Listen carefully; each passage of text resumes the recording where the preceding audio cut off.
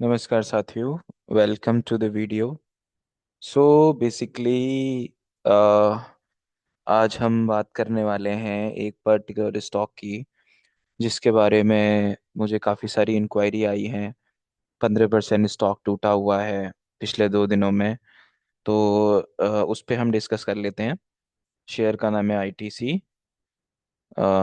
इस पे डिस्कशन करने से पहले सबसे पहले आप सभी को इंग्लिश न्यू ईयर की बहुत बहुत बधाई। तो चलिए बढ़ते हैं आगे, बात करते हैं आईटीसी की। जैसा कि हम डिस्कशन करने वाले हैं इसमें लॉन्ग टर्म विजन को लेके, शॉर्ट टर्म विजन को लेके, किसी के पास होल्ड है तो उसे क्या करना चाहिए, क्या राय रह सकती है। ओके। एंड ये भी हम बात करेंगे कि सपोर्ट कौन से लेवल पे बन रहे हैं, रेजिस्टेंस कौन से लेवल पे बन रहे हैं, कहाँ पे इसे परचेज करने का सही समय बन सकता है, कहाँ पे इसे बेच देना चाहिए। उससे पहले हम इसका फंडामेंटल एनालिसिस करेंगे। फंडामेंटल एनालिसिस करने के लिए आप कुछ वेबसाइट्स में जा सकते हैं। मैं प्रिफरली जो है स्क्रीनर और मनी कंट्रोल यूज़ करता हूँ। अभी मैं आपको मनी कंट्रोल पे लेकर आया हूँ। अगर आप बिल्कुल नए हैं तो आप डायरेक्टली गूगल में जाके moneycontrol.com टाइप करेंगे तो वेबसाइट ओपन होगी। उसके बाद यहाँ पर एक सर्च बॉक्स है जहाँ पे आप कोटेशन का नाम डाल सकते हैं। तो यहाँ पर मैंने जैसे कि आईटीसी मैंने नाम डाल दिया, आईटीसी नाम डाला तो यहाँ पे शेयर आ गया। राइट। जस्ट अ मिनट, पहले से ओपन हुआ ही है वैसे। ठीक है। ये आईटीसी है, एनएसई बीएसई दोनों में लिस्टेड है। दोनों एक्सचेंज में लिस्टेड है। फ्यूचर एंड ऑप्शंस भी है इसके, इसका मतलब डेरिवेटिव सेगमेंट में भी इसका काम होता है। सेक्टर इसमें डाइवर्सिफाइड, इंडस्ट्री डाइवर्सिफाइड। ठीक है, मतलब बहुत सारी चीज़ों को ये मैनेज करती है, बहुत सारे सेक्टर्स जो है इसके अंदर हैं। जनरली आईटीसी को लोग जानते हैं इनके इस ब्रांड के आटा दाल एंड सिगरेट्स वगैरह जो हैं वो आते हैं। तो एफएमसीजी के स्टॉक में हम इसको बेसिकली काउंट करते हैं। राइट। अब बात करते हैं शेयर का जो करेंट रेट है वो है 350.05, जो कि प्रीवियस वर्किंग डे की जो हमारा ट्रेडिंग डे था उसकी क्लोजिंग से 13.80 पॉइंट नीचे, इसका मतलब 3.79% नीचे क्लोज हुआ है as on 2 January 2026 post closing 3:39। Right. इस पे ज़्यादा फोकस करने का जरूरत नहीं है। एम स्कोर ये आप ये मनी कंट्रोल के कुछ पैरामीटर्स है जिनके भी आप पे 100 में से इसको शेयर्स को मार्क करते हैं। इसको आप नहीं भी देखोगे तो चलेगा, हम फिलहाल समझने की कोशिश करते हैं इसका ओवरव्यू क्या है। राइट। बीटा इसका है 0.59 का। लो बीटा शेयर है। लो बीटा शेयर 0.59 का मतलब ये है अगर निफ्टी एवरेज 1% मूव करता है तो इसका मोमेंटम 59 पैसे का रहता है। राइट। और मार्केट कैपिटलाइजेशन इसका जो है वो है 438,576। 20,000 करोड़ के ऊपर का मार्केट कैपिटलाइजेशन जिसका होता है उसको हम लार्ज कैप में काउंट करते हैं। ये लार्ज कैप शेयर है। ठीक है। 52 वीक का इसका जो लो है वो है 345.25, और 52 वीक का हाई है 491। तो 52 वीक लो के आसपास ही जो है अभी ये क्लोज हुआ है। ठीक है। Just a minute, 345.25। ठीक है। फेस वैल्यू इसकी है 1 रुपया। इसका मतलब कल के दिन में स्प्लिट होने में इसको दिक्कत होने वाली है। ठीक है, स्प्लिट नहीं होएगा ये। बुक वैल्यू इसकी जो है 56.73 की है, बहुत कम बुक वैल्यू है। डिविडेंड डिविडेंड अच्छा देता है ये, 4.10। इसका मतलब अगर 100 रुपये कंपनी ने प्रॉफिट कमाया तो उसमें से 4 रुपये 10 पैसे ये शेयर होल्डर्स में डिस्ट्रीब्यूट कर देता है। सेक्टर का पीई कम है, 12.98 है सेक्टर का पीई। आगे बात करते हैं इसकी चार्ट पे, हम इसको बाद में डिस्कस करेंगे। पहले इसके फंडामेंटल्स एंड थोड़ी बुक्स वगैरह देख लेते हैं कैसी है क्या है, ताकि हम थोड़ा सा आइडिया लगा पाए कि सेक्टर हमने चुना भी सही है या नहीं चुना है, स्टॉक चुना भी है या नहीं चुना है। देख लेते हैं, जस्ट मिनट। हाँ।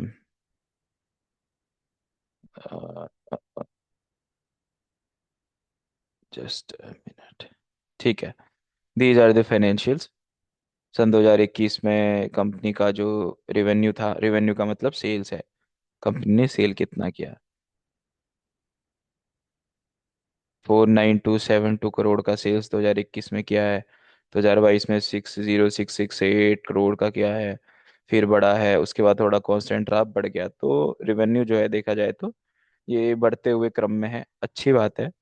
बट क्योंकि हम डिस्कस ऑलरेडी करते हैं, पहले भी हमने डिस्कस किया है कि सेल्स से उतना फर्क नहीं पड़ता, फर्क पड़ता है प्रॉफिट कितना कमाया। तो एक बारी प्रॉफिट पे बात कर लेते हैं। Just a minute. हाँ। 2021 में इसका प्रॉफिट था 13,300 करोड़, फिर आया जी 15,400 करोड़, फिर आया 19,400, फिर आया 20,400, थोड़ा सा रुक गया। अब यहाँ पे थोड़ा सा कम हुआ है, 19,926 करोड़ के अराउंड का इसका प्रॉफिट हुआ है। थोड़ा सा इसका प्रॉफिट रुका है। ठीक है। अभी हम, ठीक है, उतना कम भी नहीं हुआ है, तो ओके ओके लग रहा है, कोई दिक्कत वाली बात नहीं है। सीधे एक काम करते हैं, कैश फ्लो में जाके देख लेते हैं ऑपरेटिंग एक्टिविटी से क्या हुआ है। 12,500 करोड़ इसने ऑपरेटिंग एक्टिविटी से कमाए 2021 में, 2022 में 15 कमाए, फिर 18 कमाए, फिर 17 कमाए, 17 कमाए। यहाँ थोड़ा ड्रॉप आया, फिर यहाँ पे उछाल आ गया, कोई दिक्कत इसमें भी नजर नहीं आती है। नेट कैश फ्लो, इसका नेट कैश फ्लो में थोड़ा सा निगेटिव है, थोड़ा सा दिक्कत वाली बात है, बट ऑपरेटिंग से इसने ठीक ठाक कमाया है, ऐसा कोई दिक्कत नहीं है। ये एक प्रॉब्लम दे सकता है। इसके बाद इसमें डीआईआई का इन्वॉल्वमेंट है 47%, एफआईआई का इन्वॉल्वमेंट है 37%। जैसा कि मैंने पहले भी बात करी थी, अगर किसी कंपनी में प्रमोटर नहीं है, प्रमोटर बहुत कम है, तो एफआईआई डीआईआई को जब आप ऐड करते हो, प्रमोटर को भी ऐड करते हो, तीनों को ऐड करके 60% के ऊपर अगर बनता है तो वेल एंड गुड है उसमें। आप, ऐसा कोई टेंशन वाली बात है नहीं, देख सकते हैं, कोई प्रॉब्लम नहीं है। तो अभी लॉन्ग टर्म इन्वेस्टमेंट के लिए, फिलहाल के लिए ऐसा तो कोई दिक्कत नज़र आया नहीं है। कहाँ कहाँ पे प्रॉब्लम है, फेस वैल्यू पे एक दिक्कत नज़र आ रही है, एक इसके अलावा प्रॉब्लम आई है जी हमको ये देखने में कि, जस्ट मिनट, ठीक है, कैश फ्लो ये ठीक है, ये थोड़ा सा कैश फ्लो डाउन हुआ है, तो थोड़ा सा इधर दिक्कत आई है। तो इसके अलावा, और ऐसी कोई दिक्कत नज़र नहीं आती है। Balance sheet, just a minute, overview जो है, ओवरव्यू में भी ठीक है, ये इतना बुरा इसको नहीं बोल सकते। तो जिसके पास होल्ड पड़ा हुआ है उसको रखने में भी ऐसी कोई प्रॉब्लम नहीं है। अभी रिसेंट में कुछ न्यूज़ आई हैं कि सिगरेट के रेट्स जो हैं उसमें काफ़ी अच्छा हाइक आने वाला है, तो उसकी वजह से भी हो सकता है जो है शेयर्स के रेट डाउन जा रहे हो। तो क्या, कौन सी ऐसी जगह है जहाँ पे इसको खरीद सकते हैं, कहाँ पे बेच सकते हैं, जरा उसको समझने की कोशिश करते हैं। तो हम सीधे जाते हैं जी इसके टेक्निकल चार्ट में, जो हम देखेंगे ट्रेडिंग व्यू में। यहाँ पे आप ट्रेडिंग व्यू डालेंगे तो टेक्निकल चार्ट दिखेगा। यहाँ पर आप इसको जो है आईटीसी डाल देंगे, आईटीसी में आपने क्लिक किया एनएसई, तो ये आईटीसी का डेली चार्ट है। ओके, ठीक है। आईटीसी का डेली चार्ट है, एक कैंडल जो है एक दिन को दिखाती है, कहाँ पे सपोर्ट बन रहे हैं, कहाँ पे रेजिस्टेंस बन रहे हैं, इसको समझने की कोशिश करते हैं। बट पहले, क्योंकि हमने ऑलरेडी डिस्कशन किया हुआ है चार्ट में किस तरीके से चीज़ें देखते हैं, तो उसके लिए हम सबसे पहले डेली चार्ट को जो है हम ठीक है, ये तो सही है, हम इसको लाइन चार्ट में कन्वर्ट करते हैं। लाइन चार्ट में कन्वर्ट करके हम इस पे सपोर्ट रेजिस्टेंस लेवल बनाने की कोशिश करते हैं, तो चीज़ें ना बहुत अच्छे से समझ में आएंगी। ठीक है, सपोर्ट रेजिस्टेंस लेवल बनाते हैं, लाइनें लगाते हैं और बॉक्सेस बनाते हैं, तो समझ में आएंगी चीज़ें। जैसे कि मैंने यहाँ पे जो मेट्रिकल शेप्स लिया, सॉरी, ट्रेंड लाइन, यहाँ पे लाइन लिया, एक बार ये यहाँ से गिरा है, तो ये है मेरी एक वीडियो, लाइन किस तरीके से लगानी है, सपोर्ट रेजिस्टेंस कैसे बनाए जाते हैं, उस पर ऑलरेडी मैंने एक वीडियो बनाई हुई है। मैं आपको जो है बेसिकली इसी, जब ये वीडियो एंड होगा उस पर वो मैं अटैच कर दूंगा, वीडियो में दिख जाएगा, तो वहाँ से आपको सपोर्ट रेजिस्टेंस सही तरीके से कैसे लगाते हैं वो आप देख सकते हो। तो आपको प्रॉब्लम जो अगर आपको हो रही है सपोर्ट रेजिस्टेंस लगाने में, तो उससे जो है प्रॉब्लम सॉर्ट आउट हो जाएगी आपके से, कोई टेंशन वाली बात नहीं है, उसको आप देख सकते हो। तीन ये है, तो यहाँ पे एक तगड़ा रेजिस्टेंस बन गया, यहाँ पे सपोर्ट था, तो मैंने क्योंकि दो से ज़्यादा बार यहाँ पे घुमा है, तो इस पे मैंने जो है लाइन लगा दी। सेलेक्ट नहीं हुआ है क्या ये? ओके, ये मैंने इसमें लाइन लगा दी, तो प्रॉपरली ही ये टूटा हुआ है। अगर यहाँ पे मैं ट्रेंड लाइन की बात करूँ तो मैं दो लाइनों को आपस में मिलाऊंगा, तो इस टाइप से जो है छूटनी नहीं चाहिए। अगर मैं ऐसे लगाऊं तो ये बीच में ये लाइनें छूट रही हैं, तो मैं फिलहाल इससे इसको मिला रहा हूँ। ठीक है, ये मैंने इसको ऐसे मिला दिया, तो ये ना ट्रायंगल पैटर्न होता है, इसको हम बोलते हैं descending triangle pattern. Descending triangle pattern का ब्रेकआउट आया है नीचे, तो कहाँ पे दोबारा एंट्री बन सकती है, थोड़ा पीछे का और देख लेते हैं, एक मिनट। अरे बाप रे बाप, यहाँ तो काफी चीजें दिख रही है मेरे को। एक ये जोन भी था, है ना, एक ये जोन भी था। अगला जोन क्या है? अगला जोन ये है, ये अपने उस जोन पे खड़ा है जहाँ पे से बाइंग आ सकती है। अब आएगी नहीं आएगी वो देखेंगे अभी। अकॉर्डिंगली हमें जो है एक्ट करना पड़ता है। एक लाइन यहाँ पर बन रही है, ये एक जोन बन रहा है, ठीक है ना। तो कहाँ कहाँ पे अपन इसको बाई कर सकते हैं, कहाँ कहाँ पे क्या क्या चीज़ें हो सकती हैं, उस पे हम जो है डिस्क, और भी काफ़ी सारी चीज़ें आप लगाओगे तो लगेंगी, जैसे कि इससे इसको मिलाओगे तो एक जो है एक ट्रायंगल पैटर्न और मिलेगा, उसका ब्रेकआउट भी दिखेगा। पर ठीक है, सिंपल रखते हैं चार्ट को। अब इसको कन्वर्ट हम कर देंगे किस में, इसको कन्वर्ट कर देंगे हम सीधे सीधे कैंडल्स में। अब देखो, अब आपको चीज़ें बहुत इजीली समझ में आने लग जाएंगी, ठीक है ना। यहाँ पे नीचे पर को आपको यहाँ पे वॉल्यूम दिख रहा है, वॉल्यूम के साथ जब बाजार टूटता है, प्राइस नीचे जाता है, वॉल्यूम नीचे जाता है, तो सेल का इंडिकेशन होता है। लेकिन एक बात ध्यान रखिएगा, कभी भी बाजार बढ़ता है या कभी बाजार गिरता है, दोनों केस में स्पीड से अगर गिर रहा है तो इसका मतलब ये नहीं है कि वो सीधे ही गिरता चला जाएगा या सीधे ही उठता चला जाएगा। ट्रेंड को फॉलो करेगा मार्केट, बार बार आपको जो है मौके देगा एंट्री करने के, एग्जिट करने के। तो आप क्या क्या चीजें कर सकते हो उस पर जो है एक बारी हम प्रॉपरली डिस्कस कर लेते हैं, ठीक है। अब ये देखो, ये यहाँ पे जो है एक बेसिकली सपोर्ट है, ठीक है। कहाँ पर आप बाई कर सकते हो, अगर आपके पास ऑलरेडी एंट्री बनी हुई है, बाई की एंट्री बनी हुई है, तो फंडामेंटली इस पर्टिकुलर शेयर में एक दो दिक्कतें हैं, जैसे कि फेस वैल्यू की और कैश फ्लो की, लेकिन कैश फ्लो अब भी पॉजिटिव है।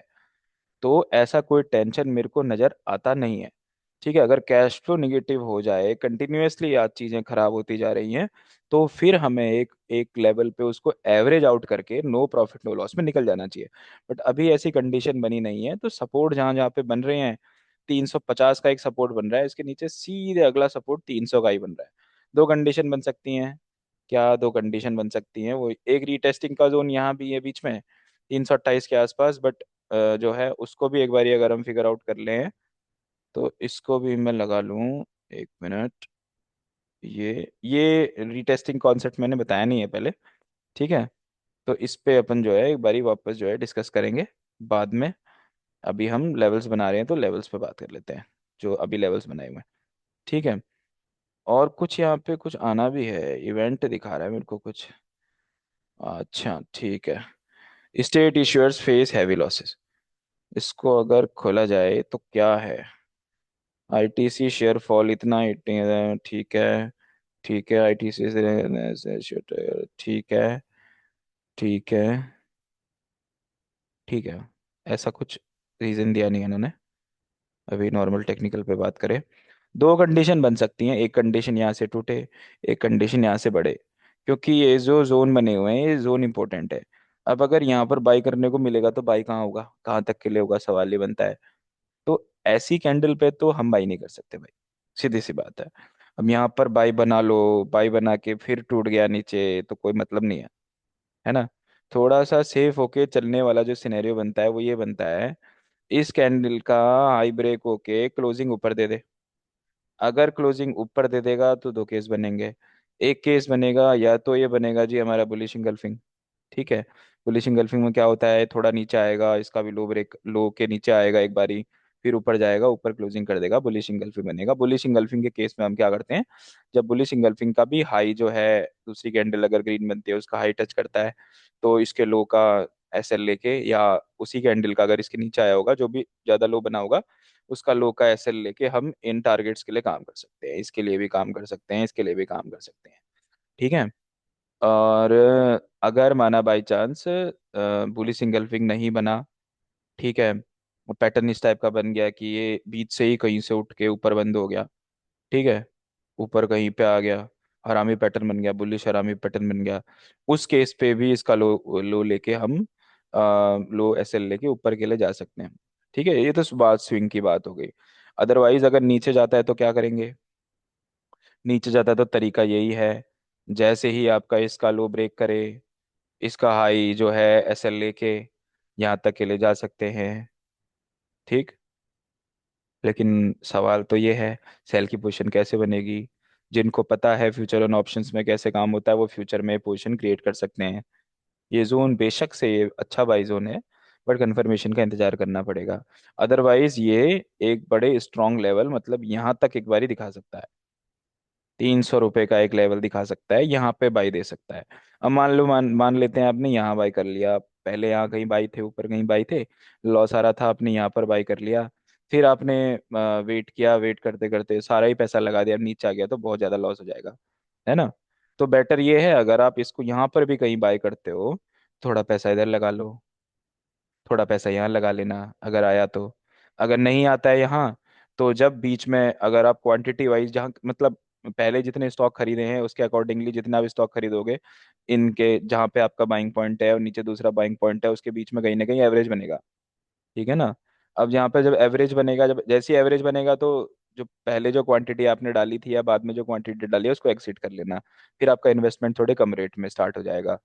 ठीक है ना। अगर इसके बाद अगर ये नीचे आ जाता है, लेट सपोज मान लेते हैं, तो आपने कुछ पैसा ऊपर लगाया था, कुछ पैसा यहाँ लगाया, कुछ पैसा आप यहाँ पे कंफर्मेशन पे लोगे, तो आपका एवरेज यहाँ बीच का बनेगा। तो जो दोबारा आपने पैसा जो लगाया होगा, जस्ट टू अपने लॉस को कम करने के लिए, अपने प्रॉफिट को बनाने के लिए, तो उसको आपको एग्जिट भी करते रहना पड़ेगा प्रीमियम में। जब आप स्टार्टिंग में जब आपकी एंट्री हुई थी, जितना पैसा आपका लगा था, उतने ही पैसे के साथ फिलहाल आप एंट्री करेंगे। ठीक है। ये मेरी राय है। स्टॉक अच्छा है, नो डाउट। जितने भी सारे फंड मैनेजमेंट वाले लोग हैं, म्यूचुअल फंड वाले लोग हैं, बास्केट बनाते हैं, मैक्सिमम लोगों का आईटीसी में जो है पैसा रहता है। ठीक है, तो इतनी बुरी दिक्कत वाली कोई बात नहीं है। लेकिन अगर इन केस, जब अगर इसका नया आएगा, अभी कुछ टाइम बाद इसका इवेंट आएगा जिसमें अर्निंग वगैरह ये लोग मेंशन करेंगे, तो वहां पर भी काफी सारी चीजें देखनी जो है आसान हो जाएंगी। ऐसी कैंडल पे पैसा पैसा अगर आप लगाओगे, चलती कैंडल में पैसा लगाओगे तो दिक्कत देगा। तो मैं यहाँ पे ना आपको कुछ लेवल्स वगैरह रिस्क रिवॉर्ड बना के दे देता हूँ। बाय द वे, मैं पहले बता देता हूँ, ये जो वीडियो जो मैं बना रहा हूँ, ये मेरे एक्सपीरियंस के बेस पे ही मैं आपको बता रहा हूँ। ट्रेड जो भी आप लोगे, जैसा भी लोगे, अपनी रिस्क कैपेसिटी के हिसाब से आप लोगे। ठीक है। और अपने एक बार फाइनेंशियल एडवाइजर से जो है डिस्कस करना कंपलसरी है।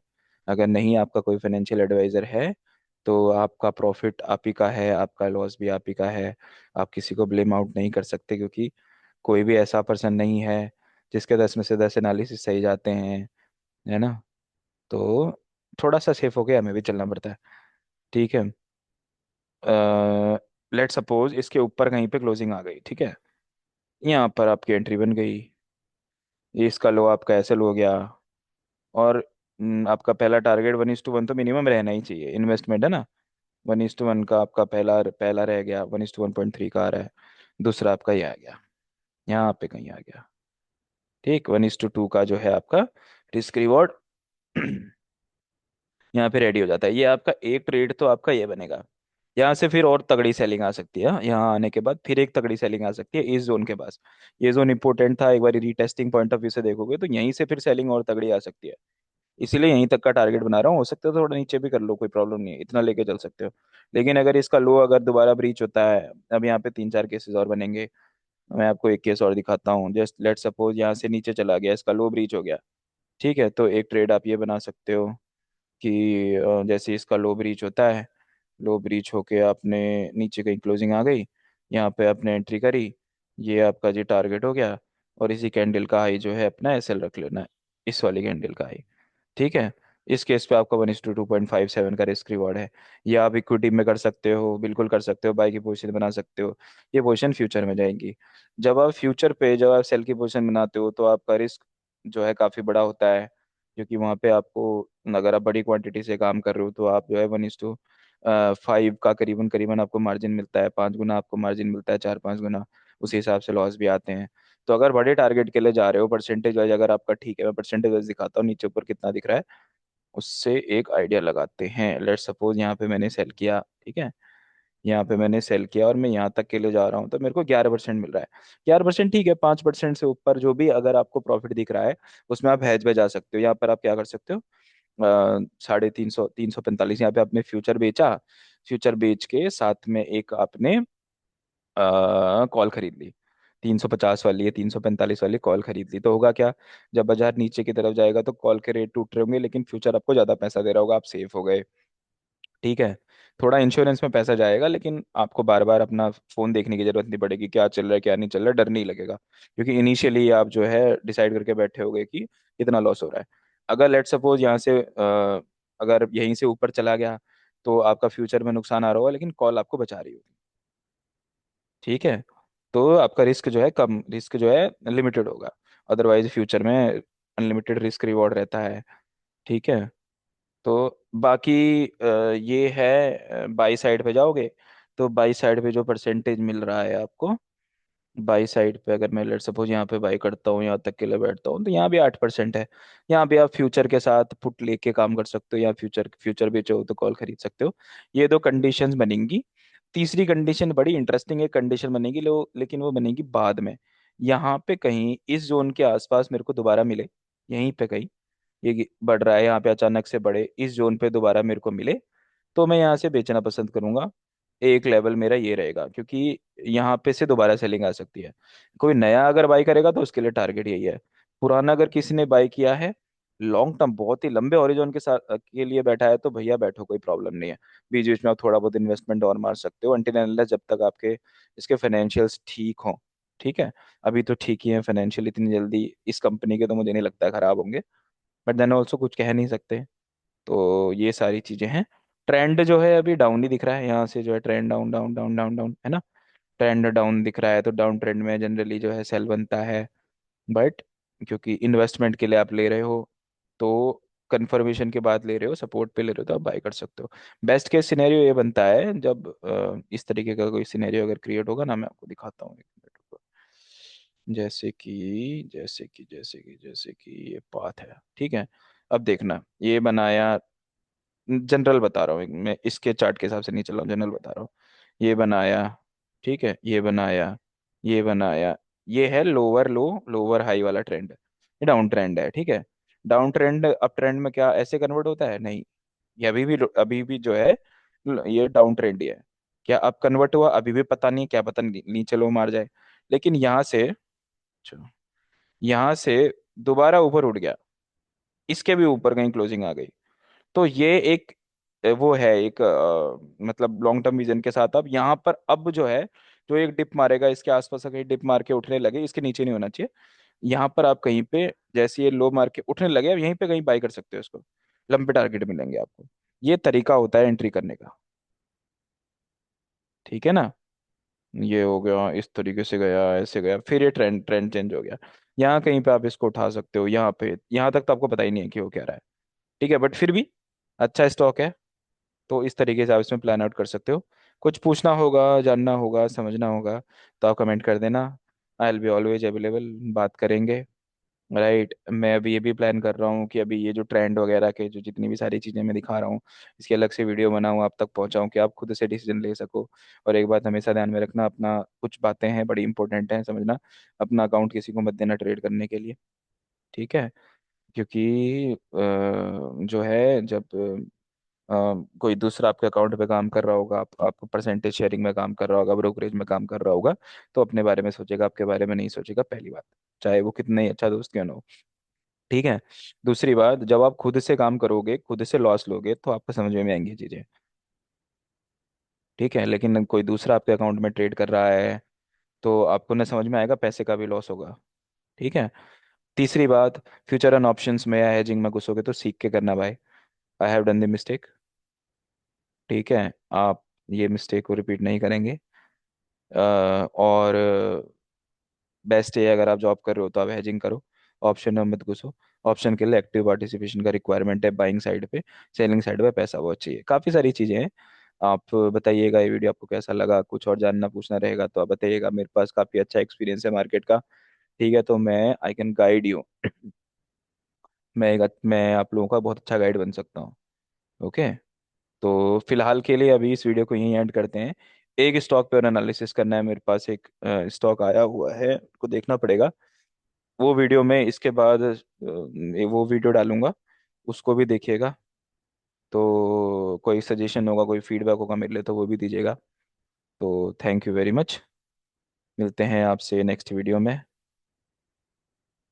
और थैंक यू।